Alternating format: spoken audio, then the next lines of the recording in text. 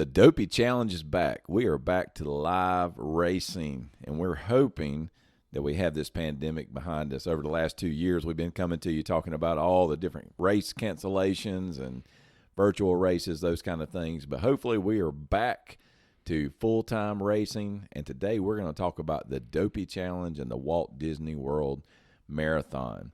We've got a new partner with us. His name is Jed Blackwell. Those of you that have met, you've come to love Hal Morris. Hal will still be coming on the podcast periodically. He's got a lot of training things going on, and Jed Blackwell is actually stepping in to do some of the editing and like I said, Hal was always the brains behind the podcast. Now Jed Blackwell is the brains behind the podcast. At least that's what I'm hoping he is. But we are here, and we're going to do a series. What I'm gonna try to do this year, because there are a ton of new people coming into Run Disney, and we'll talk about registration in a second. But we're gonna do one every single month leading up to the Dopey Challenge, and right now we are 8 months away from that challenge. So this will be the very first one. Today we'll be covering things like, what does it mean to be training to train? What are the things you can do right now at this very moment to prepare? Because there are some things you need to do. But before we do that, I do want to welcome Jed Blackwell to the podcast. Well, if I'm expected to be the brains, it's probably going to be a step down. It's going to be, well, anything to do with editing and recording, those kind of things, is not my cup of tea. So I am counting on you, brother. I understand completely, and glad to do it. And I'm glad we're talking about the Dopey, because planning a Disney trip myself, I'm following a lot of online channels as we're getting ready to go here in a couple of months. And I saw that you mentioned some registration chaos, and I saw the other day, everything I follow, everybody's weighing in about how crazy it got with things being disabled and coming back online. What was your experience like, and what do you know about some of the things that might have happened? Well, a couple of things. There's I'm what you call a perfect dopey, somebody who's done the race every single year. And one of the perks, which this year it really paid off as a big perk, is you get an early registration link. So if you're perfect, they send you a link beforehand, and you're able to go on and you're able to register before everyone else registers. And so thankfully I was in before all of the chaos. Now I had told a few people, even in some of the groups that I'm in, that I've never seen it. Everybody was worried about how soon will it sell out? What do we need to do? And I had told several people that it won't sell out the first day. It's it's not a, but Jed, I think what we saw is, I think we saw this huge just pin up demand from people. Right. So many people that have not been able to do races, or have just not. I mean, for 2 years, basically, a lot of people have been homebound, especially depending on where you are in the country, and this is an international race as well. But to go to your question about the registration, there was a lot of frustration from people. Registration was opening at 10 in the morning. Well, a lot of people got online, they got in queue to register, and basically it puts you in like a waiting room. And then when registration opens, basically it puts you in line. And I think the idea, and the biggest frustration I've seen from people is, I think people had the idea that the earlier you log in and get put into the waiting room, that you're actually getting in line. But it looks like and then to compound issues, the website crashed. And that's fun. So it got pushed back to like 11, and then it still wasn't ready, and it got pushed out, and it was 12:30. So 12:30 is when registration actually opened.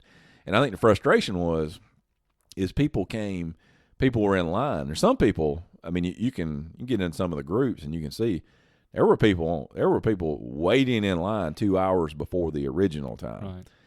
Well, they're in this waiting room the entire time, and Disney was communicating to just stay in line, quote unquote, air quotes, line. Well, they did that, and so a lot of people can just imagine.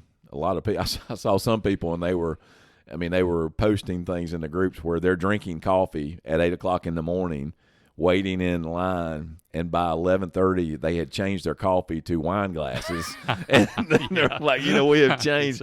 They were so nervous, and I mean, you could just see this thing. I'm an innocent bystander, but I'm watching this almost like you watch a wreck on the side of the road, where it's like you're just watching and you're saying, man, this is going to be bad. This is going to be bad. And you were just waiting to see, okay, when this thing opens up, what's going to happen? Is the whole thing going to crash again or what? Well, it opened at 12:30, and it seems to be what happened was all of these people that were waiting in quote-unquote line in the waiting room, anybody who logged in, once they opened registration, everybody just kind of got thrown in together. Right. And what you see is people that logged in at 12:30 to register got in. Some of the people that were waiting for hours did not get in. Some of the people that were waiting for hours did get in. And so it's like it's a random. It's almost like a lottery where at 12:30, whoever was online at that very moment, right at that instant, whether you were waiting in line, whether you all got thrown into a mix, and then they started picking them out. And now I can't confirm that that's exactly what happened, but that's what it seemed, because there's no rhyme or reason to. Well, if you were in the waiting room, you were getting in line, or if you logged in at 12:30, there's all these different stories of people. So there's a lot of frustration, and I've got to sympathize with the people that were in the waiting room, because I would have made the same assumption. Yeah, that you were in line. Yeah, just wait. But I also, my goodness, within an hour, Dopey was sold out. I mean, done. And there were people. I mean, you see people that were posting online that they got all the way to the payment, and then where we clicked it to go through, and it said it was sold out. Gosh. And so, and I'll just say this. I've been asked this, and several people have messaged me, do you think they'll open up any more slots? I've got to believe there will be some more slots that open up. I've got no information that says that, but I've got to believe that there will be some, and I wonder what their capacity is that they put out on this first run, because, man, everything sold out faster than I've seen. When I started, I'm 13 years into the dope. Well, I did the Goofy for 3 years, and then I've been doing the Dopey. When I first started, it was like this. It was similar to this, where you had, and back then there was 25,000 people running the half marathon and the full marathon, and you would have this demand that you needed to be ready to sign up. That kind of went away leading up to 2 years ago when the pandemic came, and I think nobody knew what to expect coming back into races. And there's some anniversaries. Dopey 10-year anniversary. We've got an anniversary for the marathon as well, but in Disney celebrating the 50-year anniversary. It was, I think, a lot of things converged at one point to create this. Definitely. And with an eye on the pandemic, Disney, too, is controlling capacities on everything they're doing, from rides to dining to hotels. They're controlling the capacity a little bit. Nobody knows what those numbers are. So you're probably right in that some will be adjusted, and they'll see the demand, because another thing Disney's not going to do is turn down dollars if they don't have to. Yeah, and it's one of the frustrating things with Disney is, and we've been twice since they shut down. My family has been on Disney property twice, right? And it's frustrating in that you don't know, they don't release what is their capacity. Are they operating at 80%? What are they allowing? And especially now with this, with Disney, with Run Disney, we don't know how many people are actually registered. We don't know if how many people are they going to allow into that. Right. Like I said, we're back 10 years ago, I mean, we're 25,000 people running the marathon. Well, is that number right now 15,000? Is that number 10,000? Is it 20,000? Your guess is as good as mine. But I am fairly confident that this is not all of the availability there will be. There is availability through charities and other things right now, but I've got to believe that there will be a release of some. Now, hear me, guys. I'm not telling you there will be. Right. If you're asking me what I think there will be, because I would tend to believe that this first grouping is not going to be the full capacity they're going to allow in January. For those that did get registered, let's kind of explain what we're talking about. Why this particular collection of races is named after everybody's favorite dwarf, because it's not a smart thing to do. It is kind of dopey. Tell everybody what the Dopey Challenge consists of. Yeah, the Dopey Challenge, as everybody, there's a lot of Run Disney events. The crown jewel of Disney events is the Walt Disney World Marathon. The Walt Disney World Marathon weekend. It is generally going to be the second weekend of January. And it consists of used to be the marathon and half marathon, and then they added in a challenge, the Goofy Challenge, which was you run the half marathon on Saturday, the full marathon on Sunday. Then I guess for the people that wasn't enough, they introduced the Dopey Challenge, and this was 10 years ago. For those of you who listened to the podcast before, you know that when I was 40 years old when the Dopey Challenge started, and you know my family loves Disney. We've got 5 children. We go a lot, just like you guys love Disney, right? As well, Jeb. But we when they introduced the Dopey Challenge, what they did was they added 2 more races to the Walt Disney World Marathon weekend, and that's the 10K, which is on Friday, and the 5K, which is on Thursday. The Dopey Challenge is a combination of all of those, and so you go 5K Thursday. You're laughing because it is right. kind of dopey. Exactly. 10K on Friday, half marathon on Saturday, and full marathon on Sunday. And you know the interesting thing about Disney races, and particularly this weekend, is you're getting up. I mean, it is 0 dark 30 when you're up, and these races you're starting at 5 in the morning, and they used to be a little bit of a reprieve. You'd start at 6 for the 5 and 10K, and then 5:30 for the others. They moved that back to 5, and so you're up and leaving your hotel 3 o'clock in the morning, and so you do that 4 straight days, and you're down in Disney weather, which what's Disney weather? Well, don't ask me 10 minutes before because it will change, and I have been down there when it has been literally freezing cold. I mean, literally freezing cold. And I've been down there when it is 90 degrees.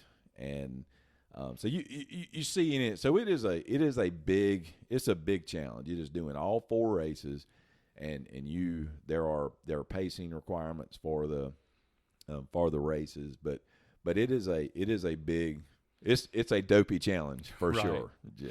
But it's also an opportunity to see some. If you love Disney, if you're into that, it's also an opportunity to see some places you don't normally see, and at a time when you don't normally see them. Right? Yeah, it is a. If you love Disney, you need to. If you're interested at all in doing races, you should do this because you run through the parks, and in a podcast. Probably 3 months down the road, 3 or 4 months down the road, I'll do a full course review of all the different where you go. But just generally speaking, especially when you get to the full marathon, you go through all 4 parks, you run out on the roads, you go backstage. Is what Disney calls backstage, kind of behind the curtain. Yeah, the regular world. Yeah, it's back behind. You get to see some of those things. And you run around the boardwalk, and I mean, there's just a lot of things that you get to do and you get to see, and you're seeing them early in the morning. I mean, it's just if you love Disney, you need to participate in one of those races if it's something that interests you. What's the biggest differences between those races? Other, setting aside, what's the biggest differences in those races and just a regular 5K, 10K you can run around here? Yeah, generally 5Ks, 10Ks, half marathons are all going to have aid stations.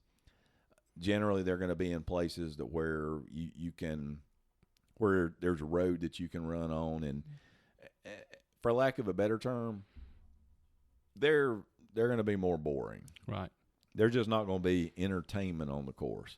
At Disney, you're not running very far without some form of entertainment, and you've got characters out there that you can stop and take pictures with. You've got marching bands.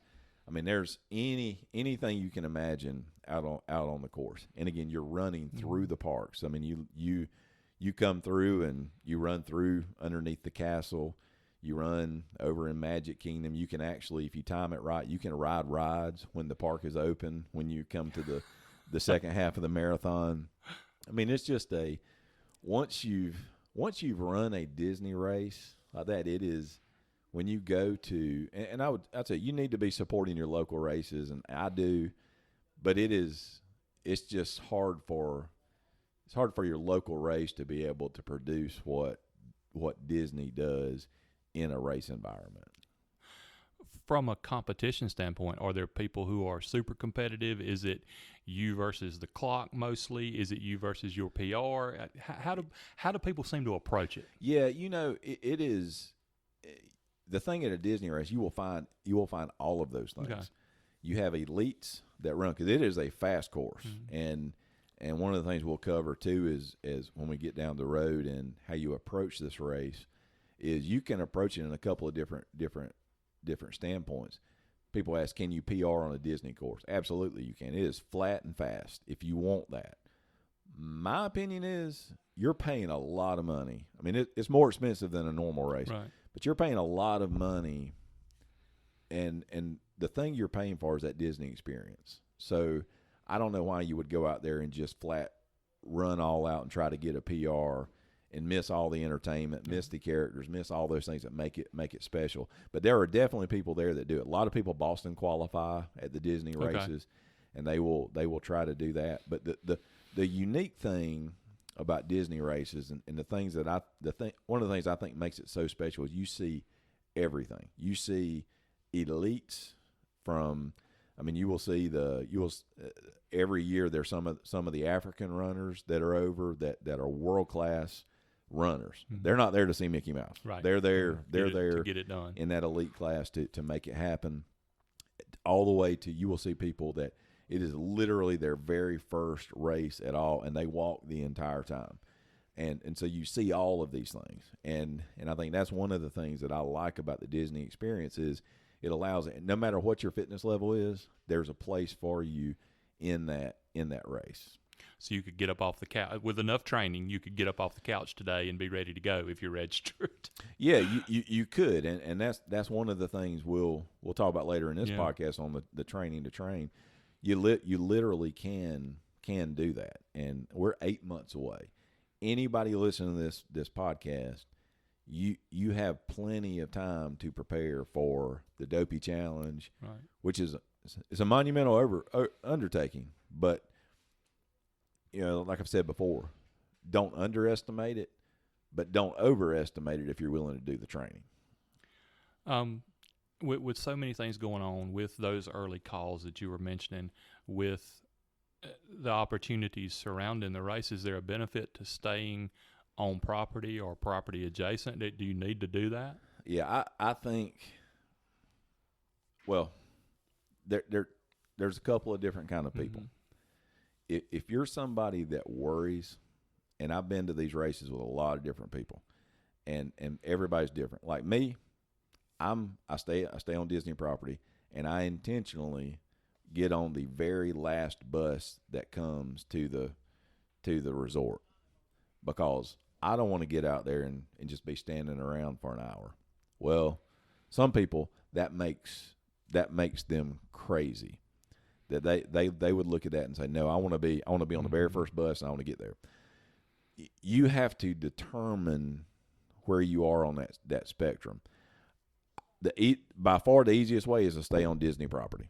If you stay on Disney property, the buses pick you up at the resort. They take you right to the race. You get off, you walk in line, go through security, and then you walk to your corrals. That is the easiest way to do it. Many people stay off campus, and if you stay off of the Disney resort property, you just need to plan. You need to talk to your hotel wherever you're staying and say, hey, I'm going to be running this race, because there are road closures, especially with the half marathon and full marathon. There's a lot of road closures. Right. So you can't just be like, I'm going to drive to Epcot. Find my way. Yeah. Yeah. It's not like you're just going to the resort to go to, going to Epcot to go into the park. No, there are road closures. So you will want to find out, and most of the hotels around will know, okay, here's what you need to do. And then follow the signs. Just follow the sign. There will be signs, big lighted signs that tell you where to go when you're driving in. If you do that, you should be fine. So you can do both. I always recommend, and there are all price levels. You can stay at deluxe resorts and pay a fortune. You can stay at the moderates that you can find good deals on. You can stay at the value and not pay. You probably pay less than what you would pay some of the hotels. I've stayed at all of those, and from a bus transportation standpoint, there's no different. So you're not going to get better bus transportation from staying at the Contemporary or Animal Kingdom Lodge. You're not going to get better bus transportation to the races there as you will from staying at any of the All-Star resorts or any. I've stayed at all of them, and so there's no difference there. Is any more advantageous to being close to a start or close to a finish point, or is it kind of a wash there too? No, the start and finish is the same place. It's all going to be there at Epcot, and there is not, because you cannot. There are some resorts that are closer, but you cannot walk. If they catch you trying to walk to the thing, they don't play with that. So you've got to get on that bus. You've got to get on the bus, or you can drive from the resort as well. But there's really no. With the way the traffic weaves in and out, there's really no there's not. One of the places we stay a lot is Animal Kingdom Lodge, and it's going to be farther away than any of the rest of them. And it's negligible difference between the time from there and any of the other ones that we stay at. The thing is, some people will make the mistake that they will stay at the boardwalk, the beach club, thinking that they can walk through Epcot. Thinking, I'll walk through it. You can't walk through Epcot. Okay. Epcot is closed to people walking in, so you still have to get on a bus and ride around. So there's no way to walk to the start of any of those races. All right, you got your registration. You know where you're going to stay. You know what you're going to do. How do you get there? What are you doing now to get ready? Yeah, I think what we just talked about is you need to be deciding where you're going to stay. That's a big thing. I'll say this about dining reservations. If there's places that you want to eat, you're 60 days out. So 60 days from when your reservation starts is when you can start making dining reservations. You'll want to go ahead and pin that on your calendar, because they fill up. You're dealing with that now. Yeah. My family's going in, I think, third week of June, and we're right in that thing now to where it's walking day by day. I'm making my reservations because if you wait, you just won't get them. And I will say that the special things you need to keep an eye on, or you're going to miss out on. We missed a couple of things that we want to do, simply because, to your point, people are knocking down the doors on that 60 days, not like to the hour. Yeah, I mean that's you just need to go ahead and make those reservations. Go ahead and just figure out what you're gonna do. The other thing is this is what I call the training to train phase, and to do the Dopey Challenge, I get asked all the time from people, "Hey, I want to do the Dopey. What do I need to be able to do?" I think by July 1st, when the real brunt of your training starts, you need to be able to comfortably finish, and that's why I said you need to be able to comfortably finish a half marathon. You don't have to be able to go kill it. You don't have to be blazing fast. You should be able to finish a half marathon and it not debilitate you for a week, right? Where you can cover that ground. So much of the Dopey Challenge is being on your feet. You're on your feet for a long time during those races, and so you need to be able to do that. One of the things that I'm going to post to the groups and on our page, and we can put it in the show notes, I will post, because there are a lot this year, a ton of brand new Dopey Challenge participants that are coming in for the first time, and a lot of them have not been running. And so to prepare you to get to the point of the beginning of July, many of you will use Jeff Galloway's plan starting then, that walk run plan, but I'll post a plan. I've got a beginner half marathon plan that is just a spreadsheet that you can just tells you what to do, and it is from starting from scratch to be able to prepare you, and that will get you to the point where in the beginning of July you'll be ready to really start the training, because it is when I say don't underestimate it, it's a big deal. Right. Man, when you're standing that Sunday morning, when you were standing at the start line of that marathon, and you've been up at 3 o'clock in the morning for 3 straight days, at that point you've got, figure it in my head, you've got 22.3 miles in. Right. You're exhausted. And you got to run 26 more. Yeah, you don't sleep good while you're at Disney. And you're standing there and you got 26 miles to go. It can be daunting. Right. But don't overestimate it, in that if you're willing to put in the work, just being consistent. I was talking to somebody at work this morning, and I said, what do you do when you find that elephant standing in front of you? Well, you eat it. Well, how do you eat it? Well, one bite at a time. Right. And if you take these small bites day by day, just do your training, and it may seem like in the middle of May, in the middle of June, in the middle of July, well, it doesn't matter if I miss a workout. So what if I miss this one run? Well, it makes a difference. Those things compound, and you want good things to start compounding for you, and so you'll want to get yourself right now. You can spend these next couple of months. You're probably going to be hearing this, end of April, beginning of May. So we're about 8 months out, and you want to be at a point in July. So the next 2 months, this is your opportunity to get up to where you can cover 13 miles. The other thing, there's 2 other things, would be weight. This is going to sound weird, but people that have done it, they'll recognize this as true. It is really, really hard to lose weight while you're marathon training or Dopey Challenge training. You've got to eat, because you're putting a pound in on your body. You're having to refuel. You got all these things going on. It's really hard to lose weight in that. So if you get on the scale right now and you feel like, hey, for when I get on the starting line of the Dopey Challenge, I would like to be 20 pounds lighter.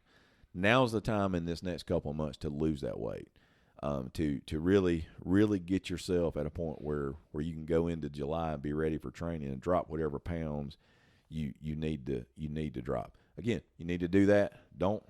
If you're 50 pounds overweight, you're not going to lose 50 pounds in the next 2 months, and you don't need to try to.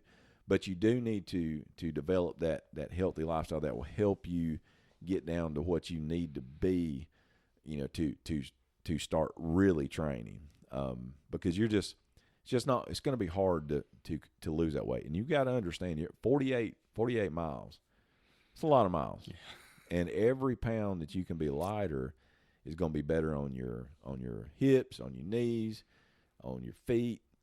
And that makes a difference. When you're deep into those waters, that really, really makes a difference. And, strength training right now, on this training to train phase, strength training is really important, especially lower body training. Things like, even if you're just starting, you can do body weight exercises, and we can post a couple of these. We can post a couple of these to our YouTube channel, and just some body weight squats, some lunges, those kind of things. We talk about self-care, which is stretching, yoga, those kind of things. The more flexible you can become, the better you take care of your body, the more strong you're going to be. and you will. I'm a big believer in strength training goes hand in hand with especially with runners, and I've got three of my daughters are runners, and one of the things that their trainers at school consistently talk about is to prevent injury, strength training. And it's the same thing for us, especially as we get on. I'm 49. Well, Right. I'm not 40. I'm 48. When you hear this podcast, if you hear it before May 7th, I will still be 48. But if you hear it after May 7th, I'll be 49. And it's harder to come back from things. So you want to prevent as much as you can. So those things of being prepared with the half, to be able to do a half marathon by the end of June. And again, I'll post a beginner half marathon plan that will get you there safely and slowly over these next couple of months. You want to be strength training, and we can post some things on that as well. But again, also with your weight, if you need to drop that 10 pounds, do it over these next couple of months, and don't wait and think, hey, when I start really training in July, it'll come off, because it's really hard to lose weight while you're doing these kind of things. So, I think that would be the big things that you need to do as you're training to train right now. And don't, as you look at this, especially for those of you that are brand new, this is your first shot at it, you're nervous, you don't know what to expect, those kind of things. Again, I say don't let this intimidate you. If you're just willing to do the work day by day. Some of you are listening to this now, and I'm going to put you in two groups for you brand new people. Some of you are going to hit January, and you're going to have a lot of regrets about not prioritizing the training and doing what you need to do, and you're going to have a miserable marathon. I can tell you from experience, when you get on that marathon line and you are not prepared and you're just trying to kind of struggle your way through it, you can potentially get to the finish line, but it is going to be a miserable day for you. Others of you, on the other hand, are going to do the work day by day. Middle of the summer, you're going to be doing your runs, you're going to be doing your walks. Some days like on the Jeff Galloway plan, all you do is a long walk. Well, you're going to do these things consistently. You're going to do your strength training. You're going to follow the plan day by day. You're going to get to January, and when you get there, you're going to be ready. And when you hit that marathon, it's still going to be hard. But when you're halfway through that marathon, you're going to be so proud of yourself, because when you get there, you'll realize that getting all those Dopey medals, which is really cool. That's another unique thing I didn't say. You get 6 medals. So after the marathon, I always walk around the parks with all 6 of my medals on, and I feel like Mr. T walking around. For those of you who don't know Mr. T, look up the A-Team and Mr. T. But that's what I feel like walking around with those medals clanking. It's not the medals that are the real reward. The real reward is when you're neck deep in that marathon and it's hard, and you're 40 miles in, you got 8 more miles to go, and you are passing people as you're getting towards the end, because you're realizing that you put in the work that you needed to put in to be able to be ready for the Dopey Challenge and what's in front of you. And the great thing is, for all of you, is you've all got that opportunity to be ready for those things and to be able to make them happen coming into January. I know I'm going to do what I need to do to be ready. And I've been there. I've done it the right way. I've done it the wrong way. And I can promise you, if you'll do it the right way, and if you'll just day by day keep making the right decisions, keep doing them, you're going to be in a good spot. So we will post these things. I'll post this in the Dopey groups that I'm in. We'll also post it on our Facebook page. We are developing our YouTube channel now, TikTok, all these different things, where we'll be able to post some different routines and different things that you can do. We're going to give you one of these Dopey podcasts every single month leading up. And so this one is just kind of that introduction, the big stuff. We wanted to cover the registration, but also tell you these are the things you need to be doing right now to get ready. And then we'll all walk hand in hand together as we march toward the Dopey Challenge in 2023. And hey, Jed Blackwell, welcome to the podcast. Thanks, I enjoyed it. Yeah, good to have you. We will actually do one. One of the questions we always get is about how to plan for the parks and that kind of thing. In July, when we do our podcast, Jed will be coming off of, he and his wife Bonnie are going on a trip the week before we go. They wanted to get back before we got down there with all of our kids before we tear the place down. And we will do the same thing. We'll do a kind of a trip planning podcast. Yep. Talking about Genie Plus and all the different things there. And but anyway, we're glad you're with us. And guys, you need to start now. The sooner you start, the better you're going to be. And just like our name says, you just need to remember this. If you'll do the hard things today, tomorrow will take care of itself.